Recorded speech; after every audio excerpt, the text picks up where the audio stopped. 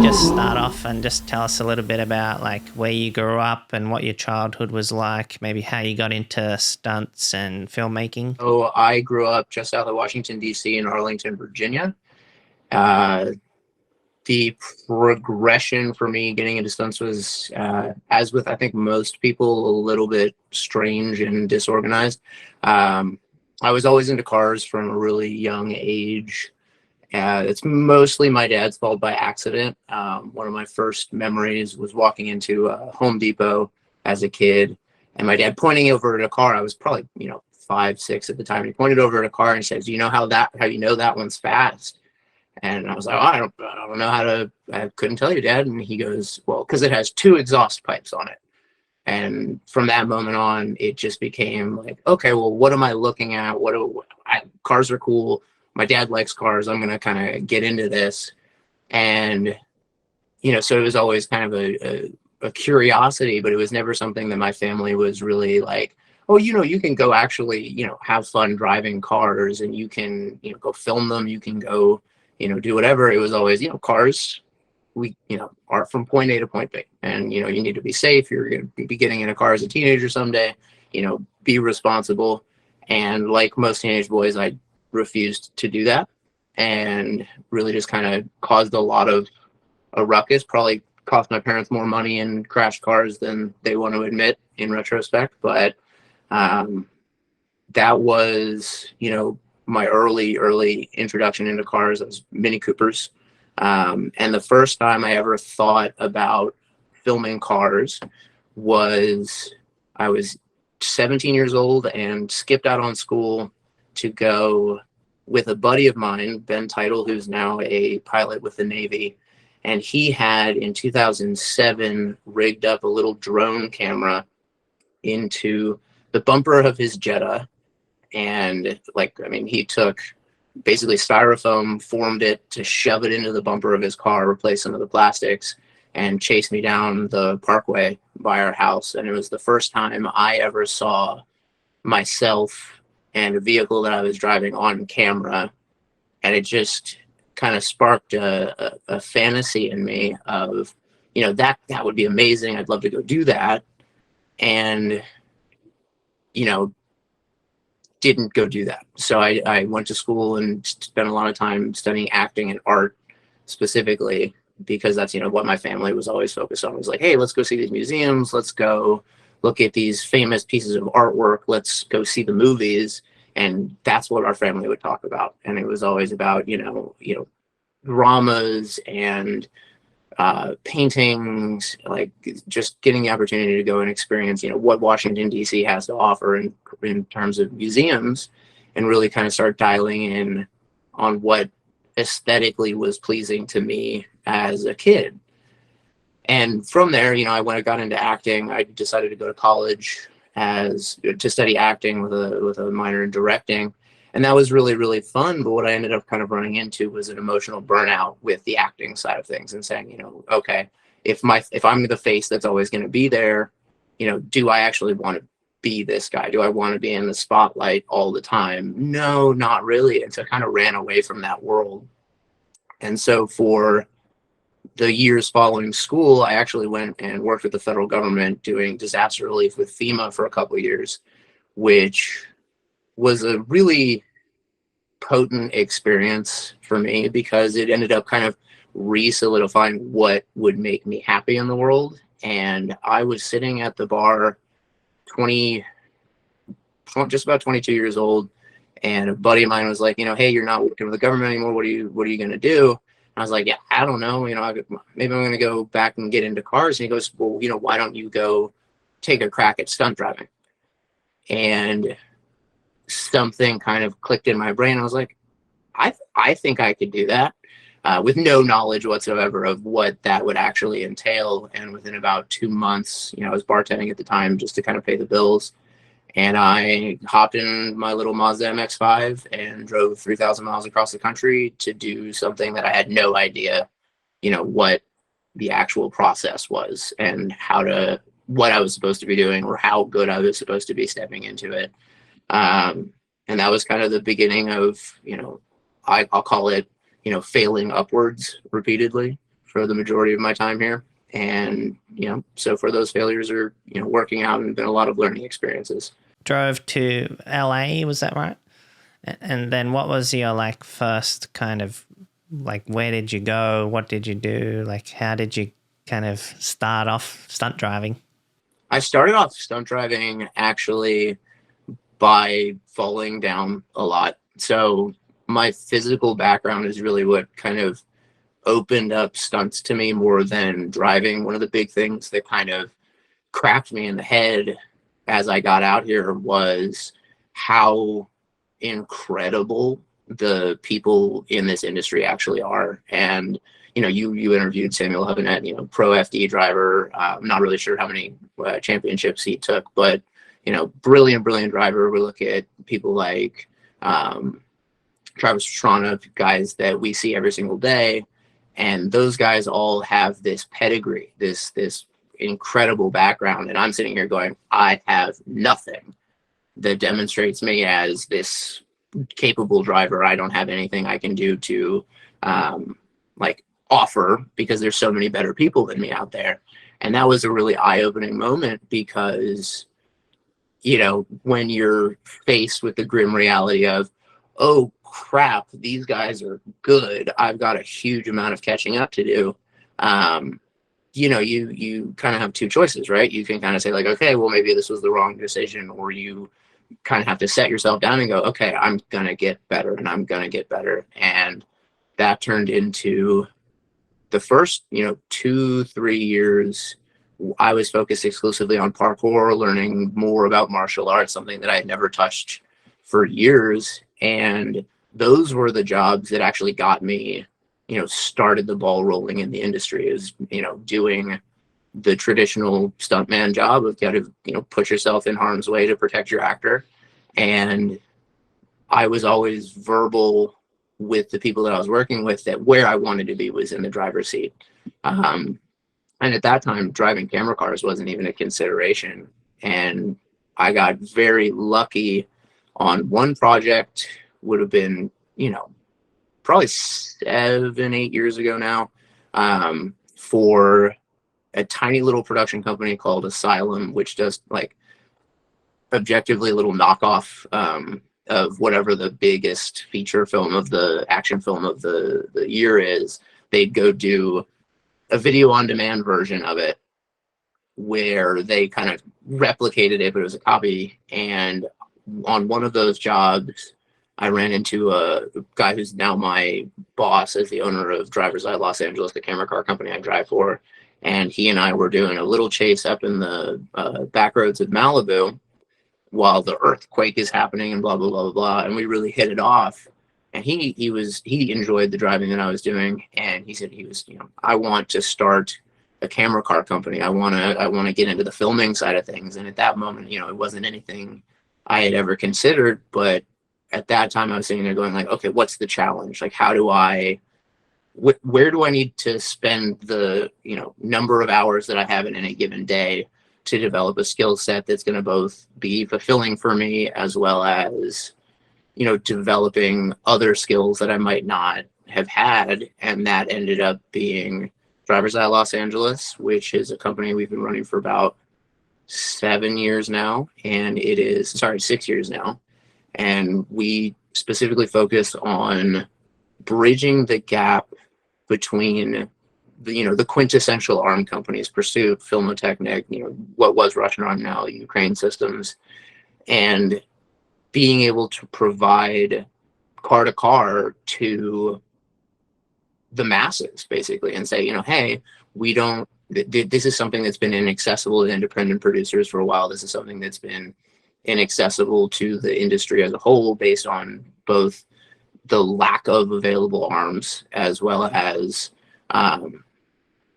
sorry, how to put this, just really, again, bridging the gap that the industry has kind of shifted towards, and saying, it's about content. How much stuff can we put out there?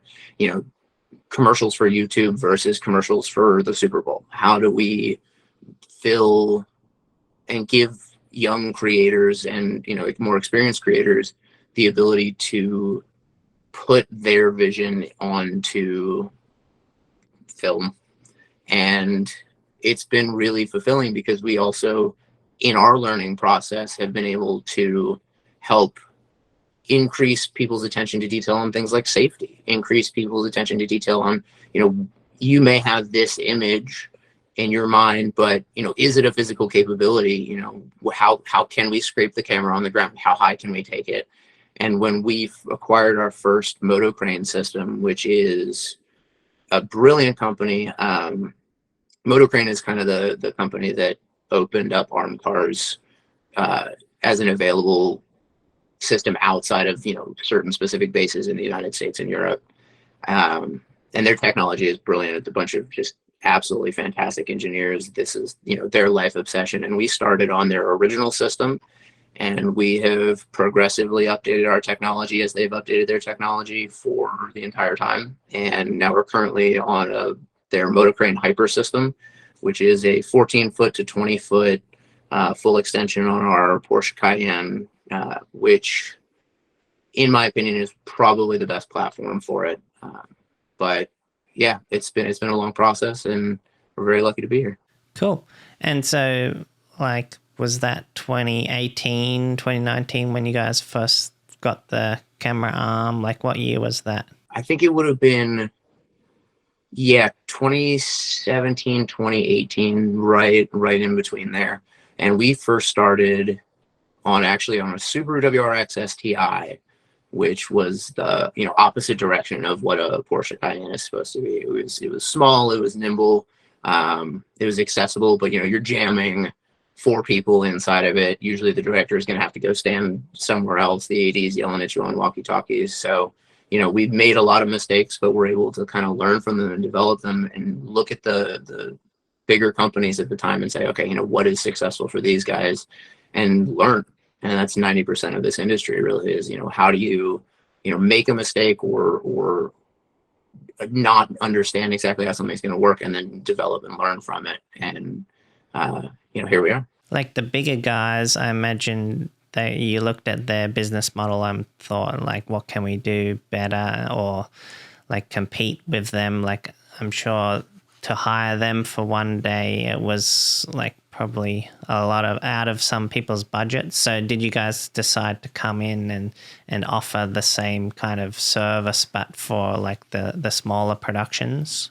Sort of and sort of not. So our main objective originally was just to open up accessibility, because we knew that especially with our first system, that our technology, while really incredible that it was in such a compact and small package, and was such a huge level up for systems like the Black Arm, but we knew that stepping in, we would never be able to compete with such established companies. So the idea was never, hey, we want to try and budge in on that market. These guys have decades of experience at this point. They're the best. They're the ones that you see when Sam is talking about, I worked on Need for Speed, or I was on, one of the Fast and Furious movies.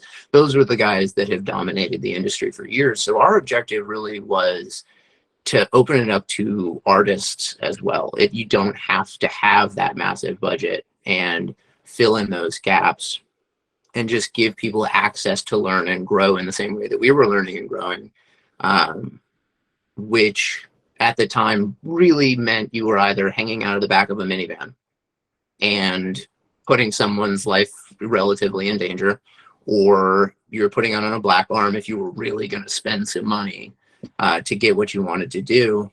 And by kind of filling the gap, we were able to find a nice little niche for ourselves where we can expand people's creative options more than say our objective is to come in here and take down Pursuit, because that's not a good game plan. We want to learn from people like Pursuit. We want to learn from the guys at Filmo and say, hey, these are where your successes have come from. This is, how you guys have been able to put images to the screen.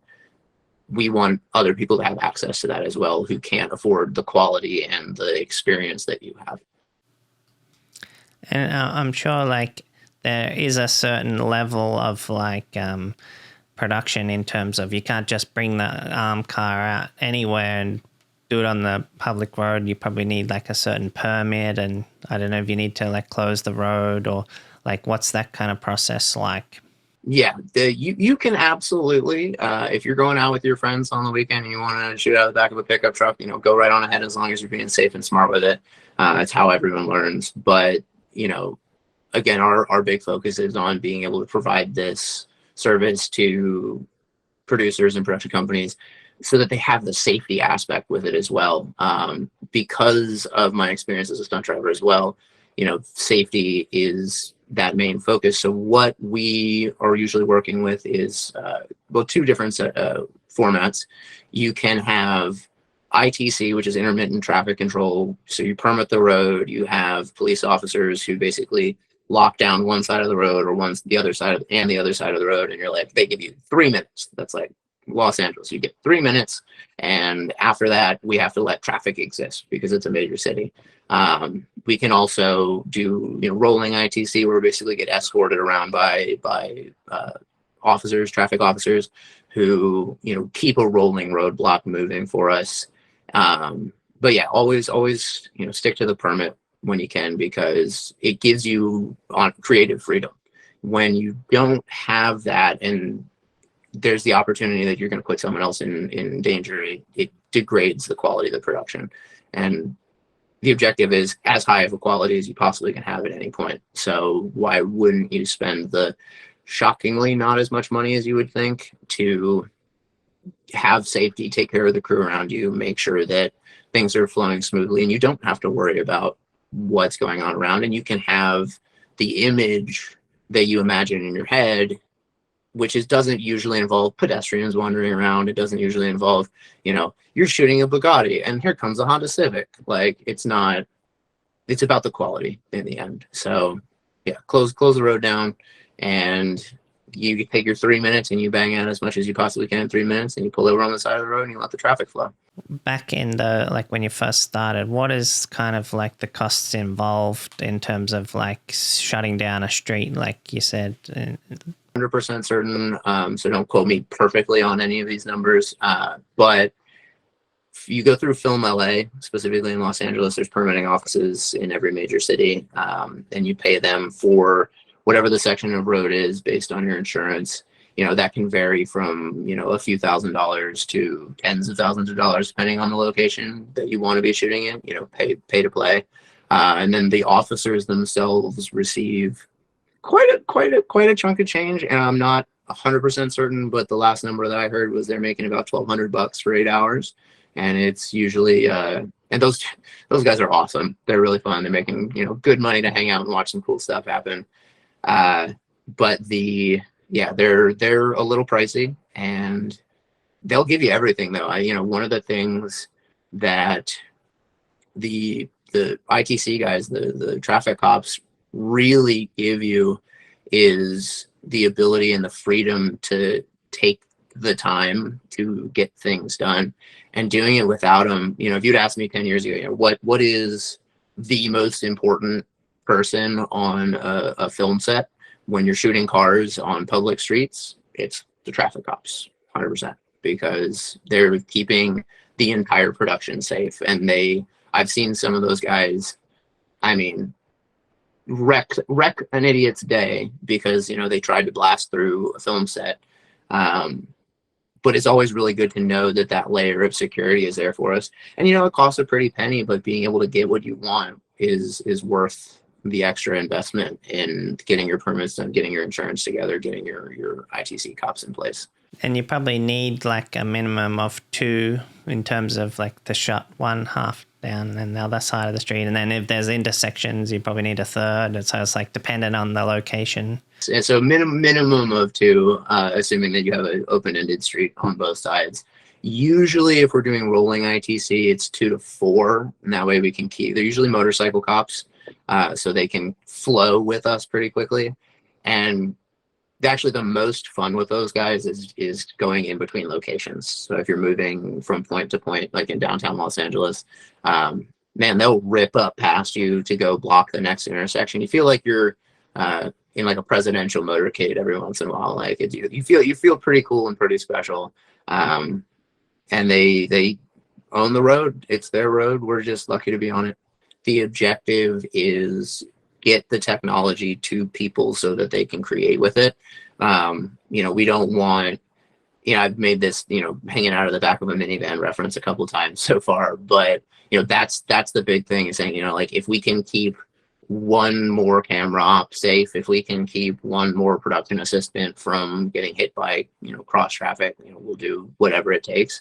And so, our prices vary, but we tend to stay, well below what Pursuit or Filmo would end up charging, because again, our niche is, let's get as many people access to this technology as possible without stomping on toes and saying like, hey, screw you guys, you cost too much, because their dollar value is based on just decades of experience at this point. And we're more focused on saying like, let's get some stuff done. Let's shoot some stuff. We like cars.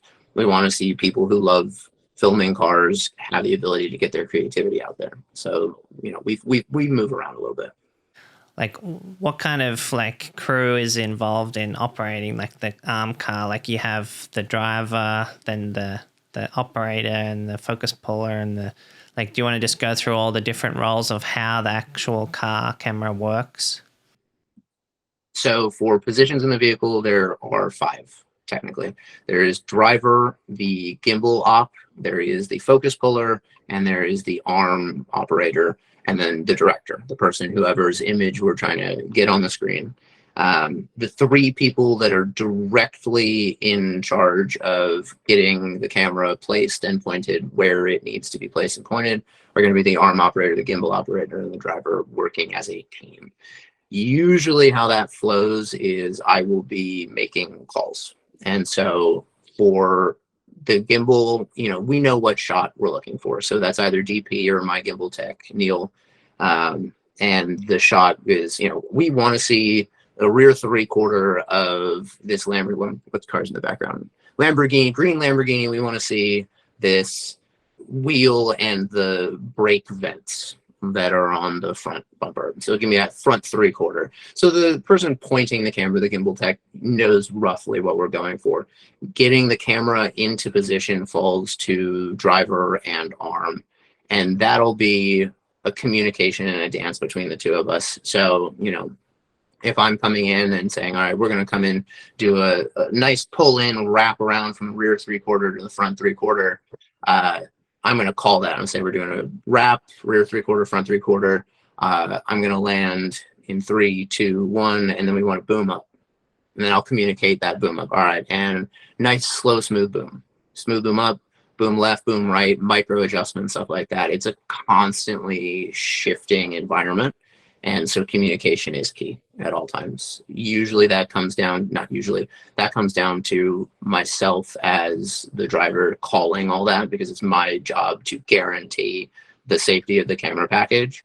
And so I have eyes in ways that maybe my arm operator doesn't have eyes. And at the same time, if we're shooting off the back of the arm car, he's going to make calls for me and saying, hey, it looks like we need to come left a little bit. Can you an inch left and open up a little gap for me? So it's a constant flow of communication and balance between all the players involved. And then, of course, there's the focus puller, which is not something that we as a company bring out. It's usually an AC who comes from the camera team. And honestly, that's of all the jobs that I could never do, that is the one. Being able to sit in a car and focus in such minute detail on keeping focus. I have no idea how those guys do it. Hats off to them. It's, you're strapped into a rocket ship with a crazy person like me and saying, hey, make sure it's sharp. I'm sure you get motion sickness in the back there staring at a screen. It's like, actually, well, I'm trying to think. I think I've had one guy who was like, I need a break. But pretty much everyone that we've worked with now have been incredibly professional. They've really managed to keep a keen sense of balance and awareness. I think one of the big things with motion sickness, just from a driver's perspective and a passenger's perspective, I used to hate being a passenger, because you're relinquishing control of the vehicle to someone else who's probably doing something that you're not used to it being done that way, or you might do it in a slightly different way. And that's where motion sickness usually comes from. So these guys hopping in the car and saying, you know, I'm just going to go ahead and trust that this team knows exactly where they're going to be, and I'm going to be safe, and I'm going to focus on my job to the exclusion of anything else. You know, it's pure professionalism, and you know, everyone we've worked with have been just fantastic the whole time. Yeah, and I'm sure you've seen like the accidents where the camera arm is like hanging over and then hits a pole or it hits the roof or like that kind of thing. I guess each time before you do a certain route, you kind of always keeping an eye out for those kind of obstacles and making sure that the arm, because if it hits a power line, you guys will all die. So that's nightmare fuel. And then every single time that the telephone pole one, I think, oh, I got it. That message on Instagram about 50 times just within the space of a day. It's like, oh my God, dude, have you seen this? And it's like, yeah, I saw it. That's not what I don't like it.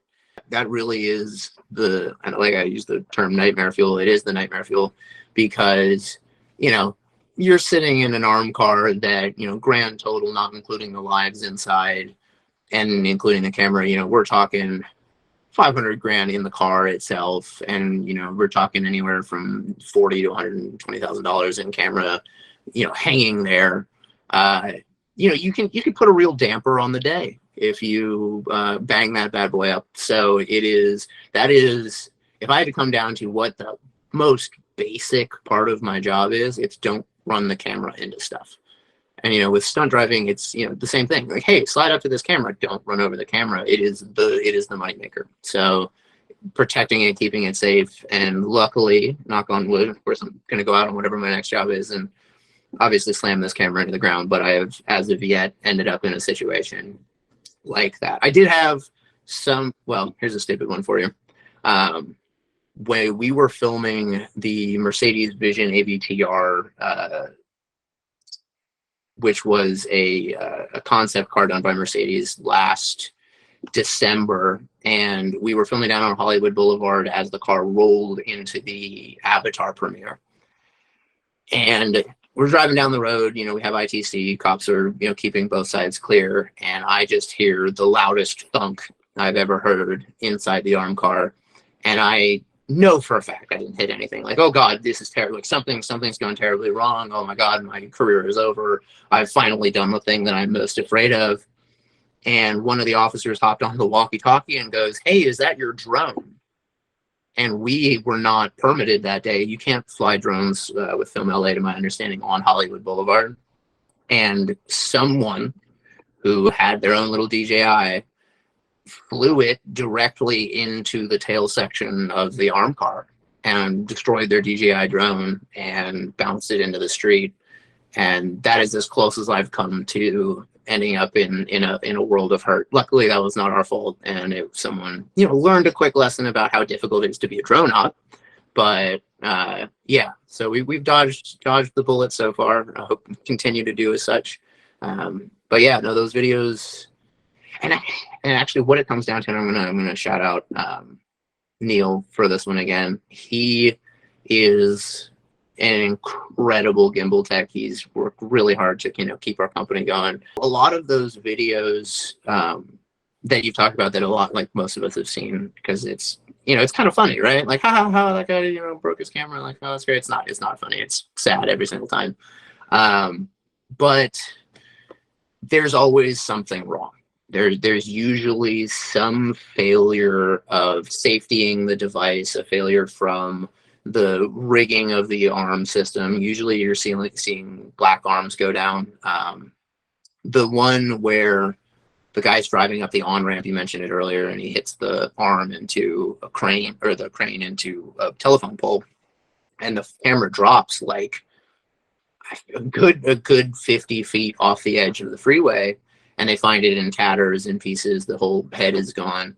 You know, that's a failure on the driver for sure, because he's entering what looks like an active highway with the arm still all the way up, full extension, as high as it can possibly go, and off to the right side of the car. So that's, you know, those are the oversights that, you know, I have spent this entire time going like, okay, I can't let these things happen because it's literally just, that's my job.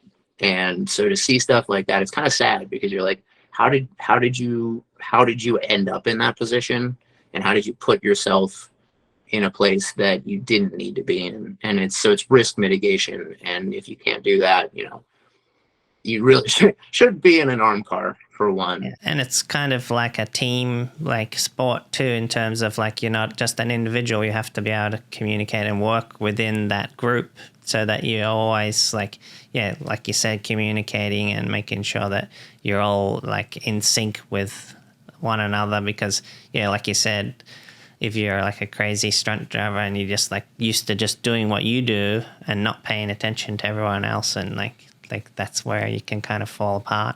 But that's what separates the boys from the men in the stunt driving community in general is, we're always told, the number of people that come up to me that, I've met, at the track, driving around the canyons of Los Angeles, and they're like, oh my God, how do I get into stunt driving? How do I do this? And, I'm always, hey, here's where you can get your start if you're interested in it.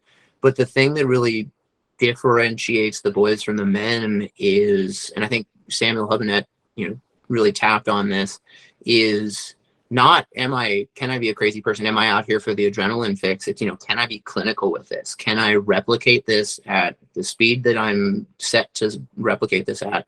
And can I do it over and over and over for 16 hours? And that's really the kind of the dividing line. Stunts, while back in the day was definitely a little more balls, a little less brains, it is a very technical industry now. And so, if your kick comes from driving fast, I bet you're probably an incredible driver. You've got great car control, but that doesn't make the greats. It actually makes much worse drivers, for film in particular, because we need very specific things. We have details that we need to tell the director's story. And if we can't get those details in a reasonable period of time, we're wasting the day. And so they're technicians in working with, and, I've been very lucky to kind of spread the gamut of who, driving with guys like the Drivers Inc. team, who are the best of the best of the best, period, sir. And then guys that are on their first job, gals that are on their first job. And, you don't really, you can come from a racing background for years, but until someone sits you down in a car and says, okay, cool, there's 16 cars around you, you need to go 4 miles an hour for this to work perfectly. Don't be out of position for even one like heartbeat. That takes this other level of attention to detail and focus that, a lot of people don't have, no matter how incredibly fast they are, no matter how competitive they may be, no matter how winning they may be. So that's really the fine line, and communicating that from the driver's seat of a car is hard. It's distinctly a challenge. And, I'm driving one-handed with sometimes 2 walkie-talkies in the other hand, so I can have production hear what's going on. I can extend the range on it. I need to be able to talk to my drivers. I need to be able to talk to the assistant director at the same time. You just got to be able to focus on a lot at the same time. Like that's one of the things with like filmmaking is like everybody has to hit their mark, like whether it's the actor or like the focus puller or the camera operator. Like if one thing is off, then it ruins the take, so they have to do it again. And so it's like everybody has to be perfect. So especially when you're doing stunts or car stuff, like one mistake can not only just ruin the take, but it could be very dangerous. Stunts in general, both the automotive side and the physical side, is an incredibly technically proficient industry, and you need to be able to kind of rein yourself back in. And a lot of people, the image of, the stunt guys of the late 70s, when we talk about, Hooper, the greatest stuntman alive, one of the most entertaining pieces of classic stunt people cinema. He's a wild boy. He's, driving down the highway, hanging out of his Jeep with his boys. They're all drinking and driving. They're having a great time. They're having a blast. And that was indicative of the time. But these days, the level of technical aptitude and intent on storytelling and keeping an emotional, evocative piece of work grounded through your performance really it is what makes or breaks a project. And having the right person in there in the right place to give you everything you could possibly need is the most important thing we're working with. Yeah, I think like back in those days, like the early days of stunts, like 60s, 70s, like Evil Knievel stuff, it was like that level of risk, like, oh my God, he could die. So people are kind of like very worried. But now you see like a stunt on TV or the movies like Fast and Furious, and you kind of like not very worried because you think, oh, it's safe. Like they're doing everything safe. So it's like there is still that level of like things can go wrong, like a rope could break and they could die. But the audience is kind of just like, oh, everything's CGI nowadays, so it's everything's safe. Like they didn't really do that. What kind of things have you seen in terms of stunts where you've like been really impressed? It depends on what the day is and what I'm impressed by in that day. I'm most impressed when it happens in 2 takes. That's it. You're actually going to get broken down. When you get someone who knows the business, and you go. So I'll shout out a guy who I worked with about a few months ago, right before the strike started. Tony B. You can follow Tony B Racing on Instagram. He's just incredible driver. But we were shooting, I want to say it was like a Toyota Sienna. It was, I actually don't remember what the vehicle was, but it was a Econo vehicle. It was this everyday car for driving around on the street. And we ended up with this little gap of time. And it was like, hey, Tony, get up on this camera right now. And his ability to just instantaneously shift from I am, cruising, we're having a good time, to pure aggression. I'm attacking this camera. I need to get right up on it and then lock it in. That shot ended up being like, an off the cuff shot that the director wanted. He's like, oh, I really like this spot on the road. We weren't going to shoot here, but can we snag this? Hey, Tony, I need you to run up on the camera right now. Get as close as you possibly can. He was just there. And that's, those are the moments that, really make or break any production, is having people who are so competent to just give you it 100% right off the bat.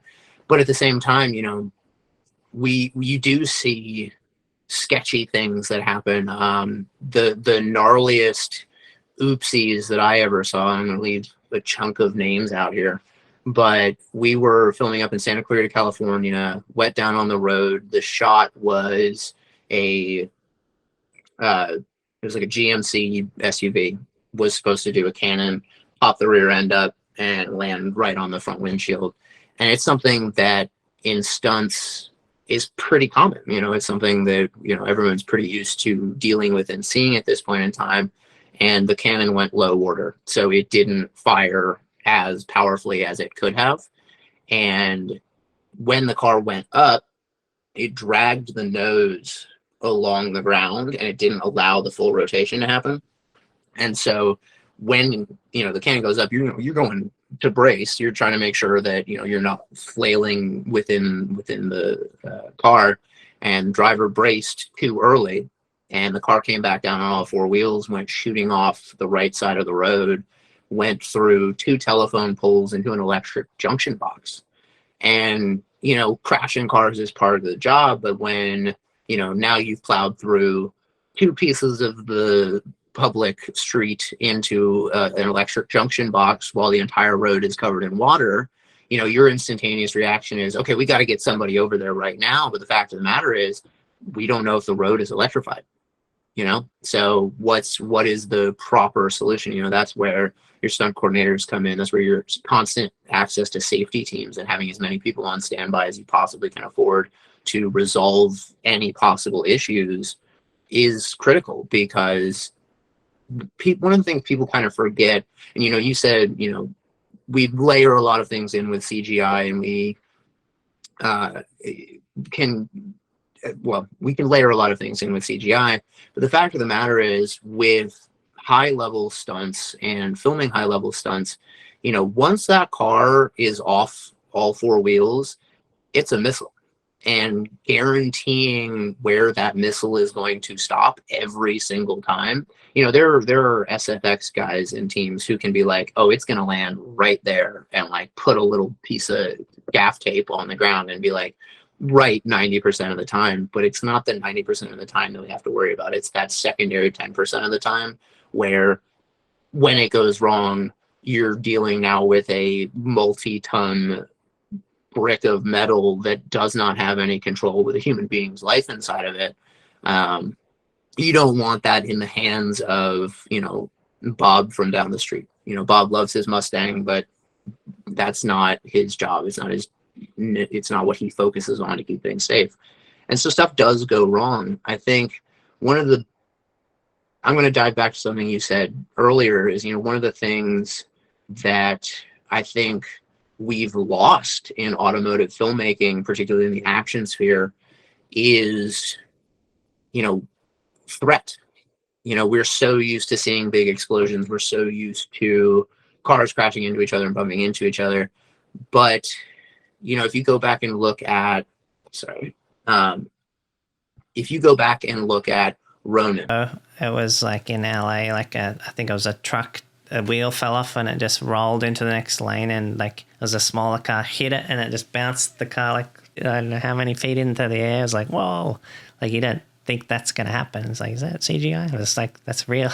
So yeah, I think like most people aren't scared of driving. It's all the other people around them that you don't know, like, is that guy on drugs, or is this lady asleep, or is this like old person can't see, like, so everyone's kind of a threat. That's why they don't give people flying cars, because it's like that would be like flying through your window in the next minute.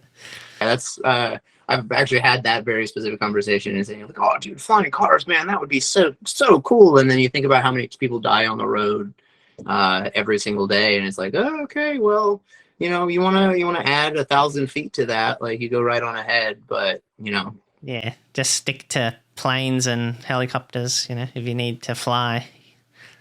Yeah, because they only let the certain people who can actually pass the test, like to pass a driving test, anyone can go do it. That's why it's so many accidents. The hardest job in a camera car, hands down, is driving 1 mile an hour.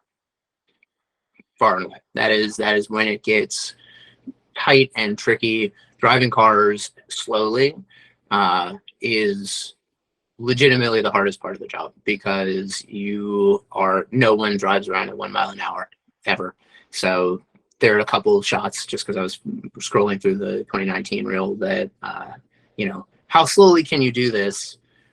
And it ends up being very dynamic, but incredibly challenging, because you can't. I'm actually going to throw back to one of the first super tight spaces I ever had to work in. The shot was chasing a Ferrari 458 through a gas station with an overhang. And I think I didn't clip, but I went under the overhang with about 1.5 inches to spare on the tail while chasing this Ferrari through there. And, you just constantly have to be aware of what's going on. And you can see, if you slow it down, the chassis dynamics on the Subaru, the whole car is just rolling very aggressively. And, we're cutting the gap. It's probably 15 feet wide, and the roof is about, we'll call it 10 feet off the ground. And you have to hey, can you fit in there? You're going to go take the time. You're going to drive through it nice and slow. And, okay, we fit. Let's thread this needle. That was probably one of my most favorite, I had forgotten about it, one of my favorite little jobs, because it was one of those things where it's kind of like exactly what I was talking about earlier, opening up accessibility to projects that may or may not have access to shoot the things that they want to shoot. If you had done that in a minivan, it wouldn't have worked, right? You've been hanging out the back of a pickup truck. It doesn't work. You need an arm car to execute that shot. But now, congratulations, let's squeeze this Subaru with a 14-foot crane on top of it under a gas station overhang. Like, don't hit it. Don't run it into that telephone pole. That was actually, I had completely forgotten about that one. That one was delightful. Cool. And then just looking on your Instagram, you have a lot of like pre-visualization, like animations that you create, I think in Blender. Like, do you want to talk a little bit about like how you do that and why you do that? Sure. Yeah.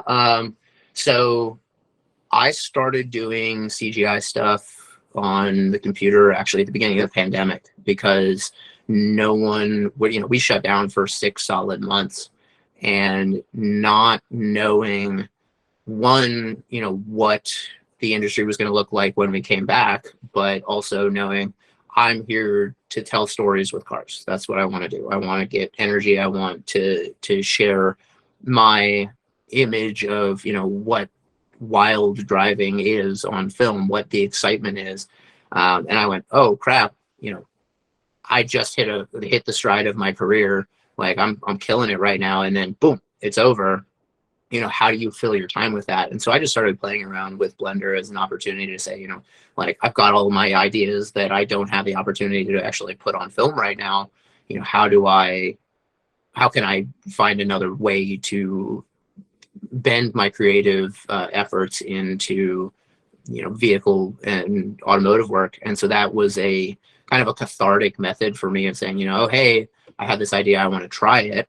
And it took, learning an entirely new computer program that is different than anything I had ever worked with before. You're dealing with 3 dimensions, but you can control your entire environment, which is quite a bit of fun. And so what that turned into was the ability to present ideas traditionally in stunts. It's called a pre-visualization, so that we can, usually for the stunt coordinator, to present to the director, the action director, second unit director, what they want to, what their image of the action sequence is, without having to do crazy stuff. So in the fight world, that comes down to, let's fill this room with cardboard boxes. We'll establish roughly what the size of the room is, and then we'll run the full fight. And it's going to be guys in pads, and they're just going to do the guys and gals in pads, and they're just going to do the whole fight. But for vehicles, that's not an option unless you're on the really big budgets, and you don't usually get the opportunity to sit down with the director beforehand and be like, okay, talk to me about your vision, talk to me about where you want to end up, what's the story you're trying to tell. And Blender, CGI, Unreal Engine also works for it really well. Has given us kind of a new lease on how do we explain and convey to the creative types who may not have experience in the vehicles themselves what we can do and what we can give them.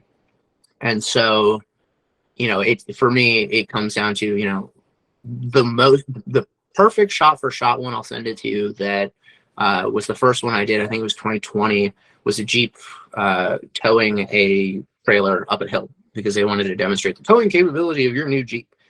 And so I just built a world of a hill and a Jeep and offered suggestions about how our arm car could shoot it by presenting it to them in that format, where traditionally it would have to be either storyboarded and then conveyed separately to the people on set in, Matchbox cars, saying, here's your Hot Wheels, let's set them up, we'll lay it out in the full grid pattern, whatever you're shooting.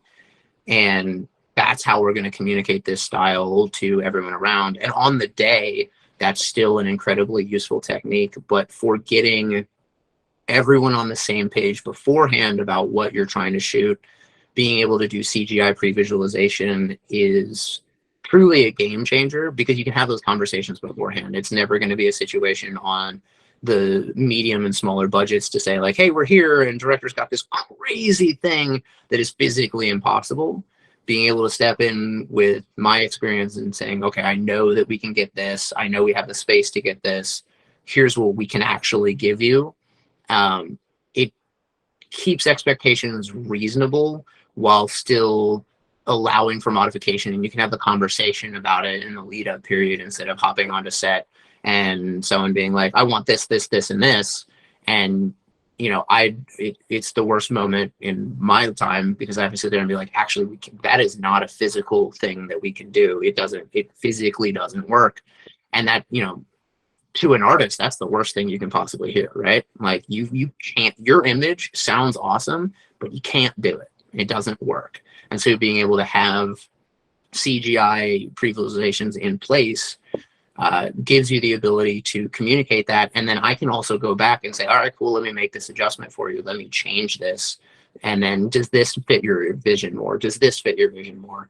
And it's one of the most powerful tools. And for me, weirdly enough, it's replaced video games for me. Like I don't want to go play Forza. I want to go hop on Blender and, drop a 355 Berlinetta in there and say, okay, what can I do with this Ferrari? And it's a wonderful game. I would really encourage anyone who is interested in getting into the automotive side of the film industry to look into it, because because everything's a process and you're never going to be able to just jump in right off the bat and say, okay, cool, I'm in charge of this massive project. But if you can take that time to kind of finesse and refine your image and what you hope to see and learn, oh wait, no, that doesn't actually work. Oh, that doesn't have the same energy that I thought it would. You can then take it out of the lexicon. Now you're removing, hardware space in your brain to say like, okay, I know this works. I know this works. I know this works. So that when you end up in a moment where it's like, hey, Graham, we've got all of the details that I want to tell the story of this, Toyota Sienna. Go, like, what else can you give me? And that gives me the opportunity to play in a safe space that I can then translate it into the real world. And it's a very, very powerful tool, and everyone should get it because Blender is free. Yeah, I saw Al Clark. I interviewed for him, and he's doing the same kind of thing, but he's using Unreal Engine, and he's actually creating like almost photorealistic commercials with it, where it's like it's getting so close to real that it's hard to tell what's real and what's not. Yeah, so actually that's it's weirdly it takes someone with a eye for vehicles specifically to really be able to execute it properly. One of the things that always kind of bugged me looking at, I'll use video games as a perfect example. We're talking literally the biggest entertainment industry on the planet right now is video games. And you go and you hop on Forza Horizons or whatever the most recent Forza is, and they have these cutscenes and it just don't look right, and that kind of all goes back to that chassis dynamics. I distinctly prefer Blender over Unreal because Unreal is a game engine, and so everything is pre-programmed in for you and pre-programmed for what the car is going to look like when you swerve and blah, blah, blah, blah. It's a much more powerful, I'm not going to say powerful, but a more potent rendering engine as it sits right now for photorealism. But vehicle dynamics, we talk about, what are the things that make it look real. The Unreal is a little bit shaky on, suspension dynamics and stuff. Whereas in Blender, through the rigs that I use, I can dial in nosedive on a car, and I know as a driver, I can sit there and go, okay, so this car is a mid-engine platform. I will use the Berlinetta as an example. So I'm driving this 355 Berlinetta. It's a mid-90s Ferrari. Stiff suspension, still kind of tall. But if I come in and I'm trying to set this thing into a drift, I'm not yanking an e-brake on that thing. The e-brake it might work, but I can't guarantee it's going to be in the car when we shoot it. So I can sit there as a driver and go, okay, cool. I need to get the compression of the nosedive and a little twitch of the wheel to the left. That little twitch setting the rotation of that mid-engine car. Now I can adjust the body roll and I can go into as much detail as I want to convey those same dynamics I was talking about earlier that, look at classic cars. They've got a lot more body roll. We can do it slow. What is it going to look like in a more modern vehicle? What is it going to feel like from the driver's perspective? And how can a driver even execute what this image is that I'm putting together on Blender? So I think it's kind of critical to have that experience behind the wheel to really use the CGI accurately and convey the energy. And yes, it takes more time than just having cars swerving around, but yeah, I think that's what makes it realistic is you have that experience of doing it in real life, and it's like taking reference from videos and stuff. They can do that, but if you're actually doing it and you have like the real life experience of how cars move and react, it's like, you know, it's going to be a lot more realistic. Like it reminds me like doing the whole previs stuff of a movie called Shoot 'Em Up from like 2007. The guy, he was like I think he was like a action scene kind of storyboard artist type guy, and he planned for other movies, and then he just storyboarded previs the whole film because it's just like action the whole time. It's like, you know, something like that where you can kind of have an idea and kind of play around with it before you're on set. It's like a very good thing to do, and like you said, you can communicate a lot easier your ideas than just with little toys and stuff, and people will get it like a whole like experience from it. And I think if you're like asking for money as well, like you could be a tool in terms of like, this is viable, we know this works, we just need the money to go make it now. Being able to help other people see, same thing with storyboards, you know, help other people see what the end game objective is, gives us access to more precision and teamwork that we couldn't really get by saying like, this is just where the cars are going to be and the camera is going to be here. You know, if the entire production team, all of your keys and your leads can be on the same page going into it, you know, you're in a better environment. You're no one's confused about what's going on. Everyone's moving and flowing as a team. If you're not, and there's a hiccup in one department because they don't understand what the objective is as clearly, that slows down things. That makes things more dangerous because, you know, what if, you know, terrible example, but like hair and makeup thinks something needs to be changed right now and they scoot out in front of the car. What if the car is, you know, they don't need to be there? What happens if someone doesn't notice they're there? Now you're dealing with, you know, human to car interaction. That's not necessarily something that we should be shooting for. So yeah, it just opens up other people's awareness into what the objective is so that we can all work together as a team, because nothing ever happens solely as an individual. And then in terms of like the future, what are you looking to do? You want to do more stunt coordinating? You want to get into directing? Like, what is your goals? I'm one of those pain in the butt people that I like so many different things and so many different aspects of this industry, and just being able to be part of the creative process is, you know, the be all end all for me. But you know, I've been very lucky to be able to cover a lot of different directions. So, you know, end game, I think for me is I would like to do second unit directing, specifically for vehicle action. I've had a couple opportunities to do it on some smaller budgets at this point, but stunt coordinating is the lead into that. That's been a wonderful progressive learning experience for me. So continuing the stunt coordinating, because keeping people safe really is, you know, why I enjoy the side of stunts, and saying, you know, we get to do all this cool stuff, but we get to do it in a way that everyone gets to pick themselves up and walk home at the end of the night. So a mix of stunt coordinating and action directing, second unit directing. And it looks like the future is pretty bright. Yeah, because some of like those films, I guess, in terms of second unit directing, like they don't have time, or they just kind of hire somebody who specializes in that, where they work with the actors. And then like, what would like a second unit shoot look like? They kind of, you take the cars off and you do your own kind of thing. Yeah, it's second unit can be really, really fun and really, really daunting at the same time. You know, the bigger the production, the more likely it is that you're going to end up with a second unit. I never really thought about second unit directing as a career path until I got in the arm car. And what I started realizing very rapidly is, you know, you could have the best director on the planet Earth who has an emotional, gripping story that they need to tell, but they don't necessarily know how to tell it from an action standpoint.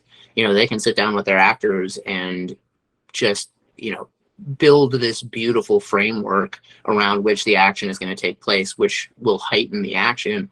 But not a lot of people really have a concept of how they want to shoot stuff. And so one of the big things, you know, I have a buddy of mine always jokes that I'm the fixer when I show up on set, because the number of times that I roll up with the arm car, we get everything unloaded, and I, you know, head over to meet with production and the director and the AD, and I'm like, hey, so what's your plan for today? And the response is, why don't you tell us? Well, what do you mean? I just got here. You guys hired us to shoot some cars, but I'm not really certain what you're going for. And it ends up being, you know, a 3-minute conversation, and then it's like, all right, Graham, tell us what we're doing. And that was kind of my first, you know, series of, oh God, I'm in charge now. And I didn't expect that I was going to be making the calls for all of your vehicle action for the next 3 days, but here we are. Figure it out. Go. Have fun. And that's, you know, a blessing and a curse at the same time, because, you know, give me a little bit more prep time, I can elevate that experience. But being able to do it, I'd call it probably my favorite personal skill of being able to hop in on the moment and say, okay, you want it dynamic? We need this, and this. We need these convergences. We need a little bit of rotation coming out of this car. Can the driver do it? Building that in an incredibly short period of time.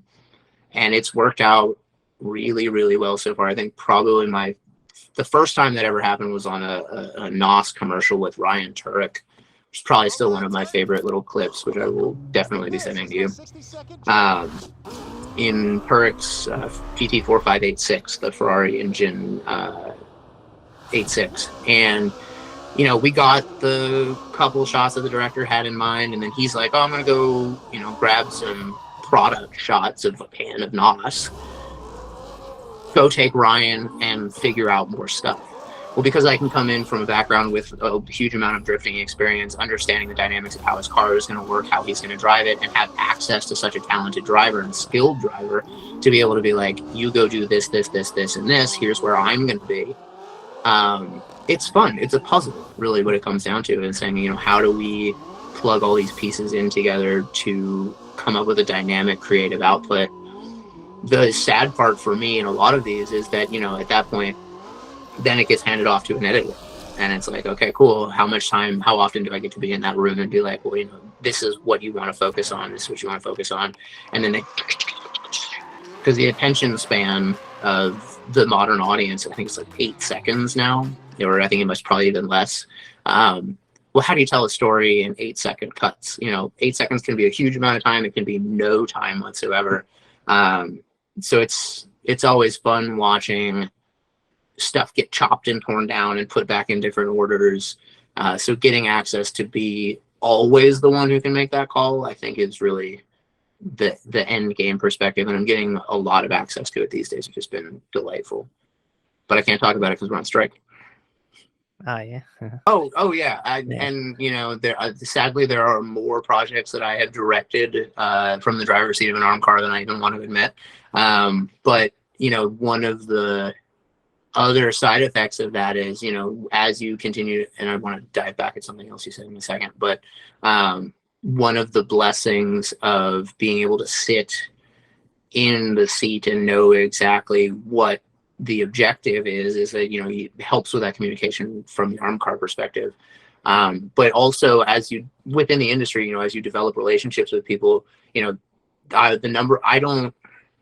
for me, the most important thing is working with people, right? This is a people-based industry. It's about getting to know the people who you're working with, what their expectations are, who the producers are, what their expectations are.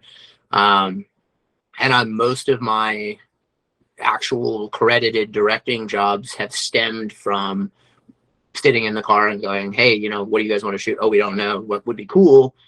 Telling them that, and then, you know, 6 months later being like, hey, you know, Graham, we've got this commercial, what can we do with it?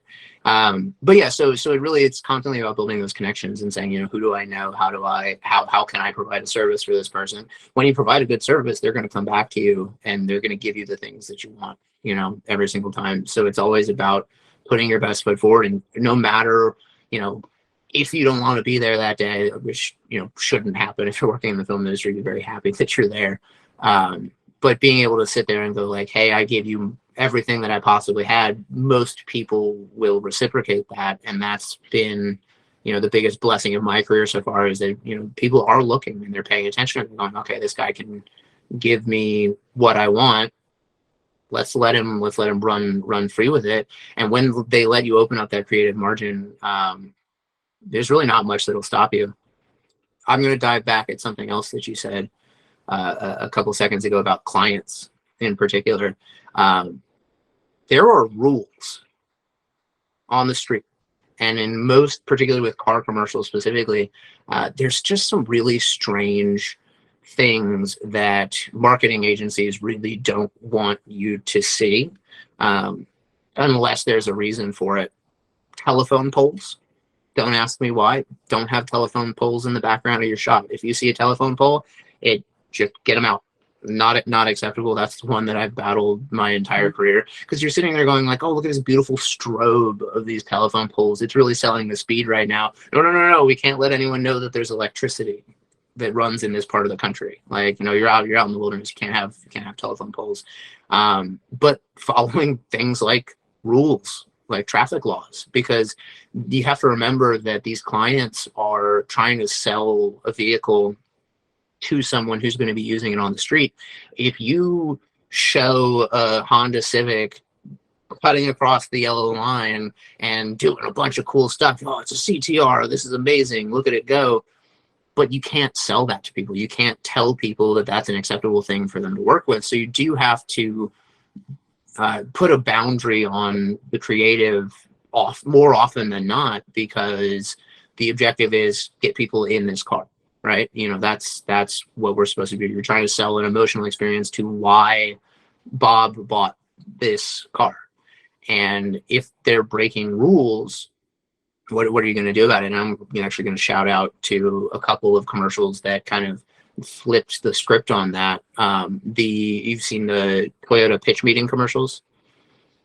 Yep, brilliant, because what they did was they put you in the room with the marketing agency and said, hey, this is, these are our great ideas. We've got all this cool stuff that we can do with these new GRs. No, you can't do that, because that's dangerous, or someone might get hurt or get the wrong idea out of it. But by bounding it in that perspective, they're giving you like free reign to kind of play around. The same thing with the Pennzoil commercials. Like, as long as you have to protect the brand more than anything else on the planet. So it's about finding little workarounds. And I have something coming out that I can't really talk about yet. We'll play that game and talk about it on the next one. Yeah, I know there's a lot of rules when advertising products in terms of like alcohol as well. Like, you can't show a product that's going to like magically transform you. Like, if you drink this, you'll get the girl or you'll win the like whatever. So it's like, yeah, I'm sure there's a lot of rules within the automotive world too. I haven't quite figured out. But I know talking to the European guys, they're like, we can't go over 50 however many X amount of miles. We have to keep it slow. So they have to do a lot of tricks, like whether it's like get a drone to zoom in, get the other car to go fast. Like, nobody's measuring their speed. So they're like, oh, we can go as fast as we want. But that car driving has to just look normal, going slow, whether it's speed ramping or shooting like 25, like under like 22 frames or something, 18 frames, like, yeah, different shutter angle or like camera shake or whatever it is.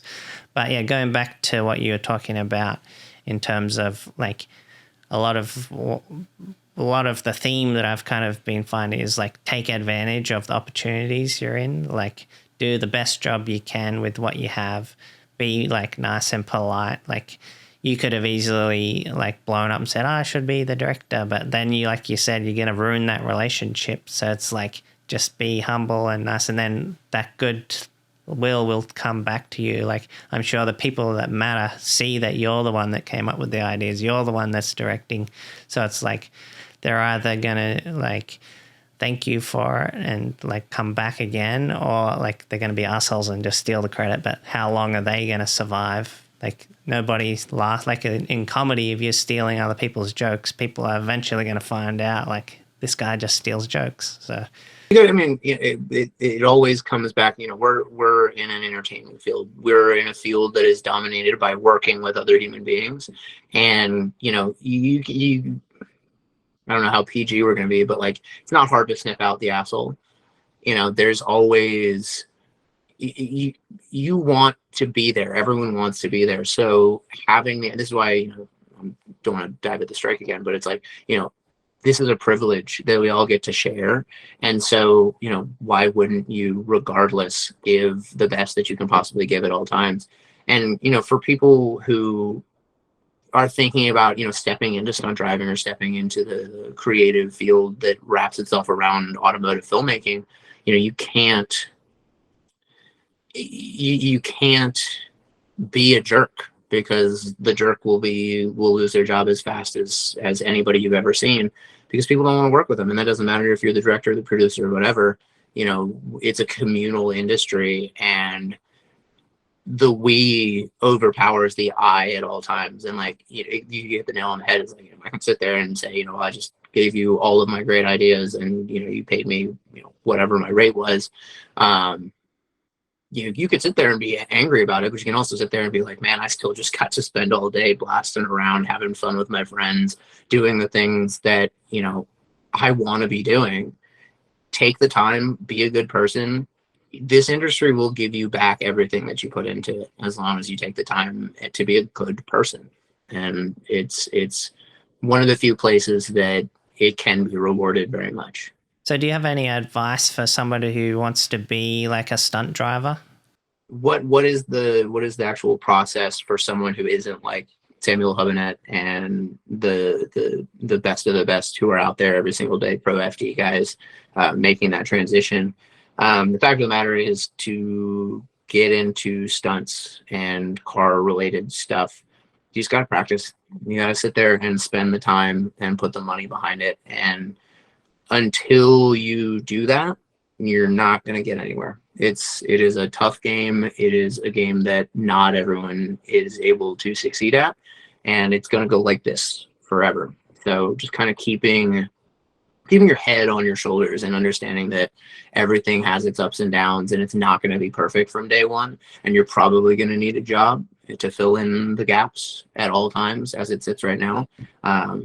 It's a long process, and it never stops. And people will always, there'll be new people around, and there's always going to be someone who's better than you. So just putting your best foot forward and being the best that you can be every single day, and take every opportunity that you can, go out and shoot stuff with your friends, go out and go for a drive, and, be safe. Don't go hanging out of car windows and stuff, but, take care of doing the thing that makes you happy. Like, if you want to be in the car, practice your drifting, practice your driving, practice being at the track, and meet those people, because those are the people that are going to help you grow and grow around you. But then, is there any like advice, like should they join, like, how, if you want to be a soccer player, you go and play soccer, or you want to be a basketball player, you join a basketball team. Is there any like, are there any driving, racing, go-karts, like drifting clubs, that kind of thing that you can get into a car and start driving on a racetrack in a safe environment? So I'll give you two perspectives, and you can cut one out if you want, because it's more of a joke. So just on the joke end of the spectrum, sort of, if you want to get into stunt driving, practice parkour and martial arts.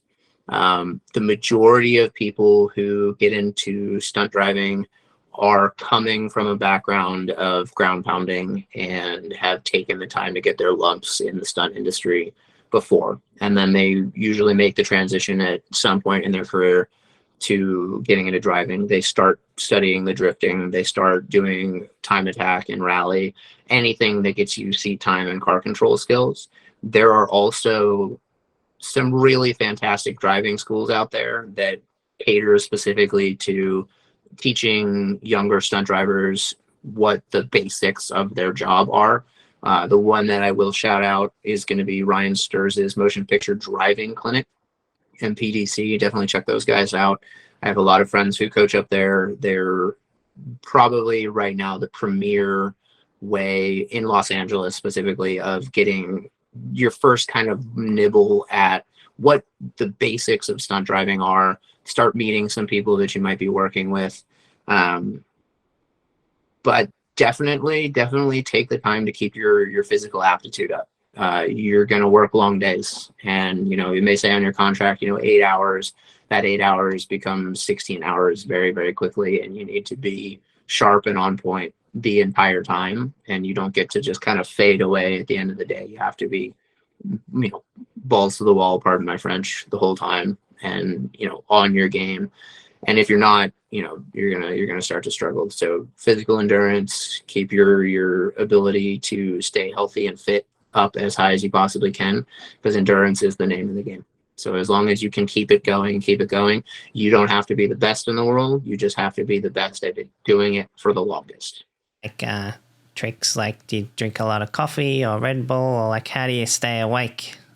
I've actually never had trouble staying awake on set, just because I count myself as just so lucky to be there that it is, I couldn't fall asleep if you tried, no caffeine, no nothing. But it really is a physical game. You can chug as much caffeine as the day is long, but if your body gives out underneath the caffeine, you're not going to make it through. Please take the time to realize that it is an endurance sport and not, just go and being a crazy person. And you need to be able to run the marathon, not just the 5K, because as with every job on set, you're standing a lot of the time, you're moving and you're working, and it is physical, taxing work. You're gonna be tired. You're gonna have to fight through, driving sometimes in 4 o'clock in the morning when you should be asleep, and kind of dealing with it moving forward. But focus on endurance more than anything. Are you going to the gym and doing like workouts and stuff? Like what's kind of, do you do running or like weights? Like what do you focus on?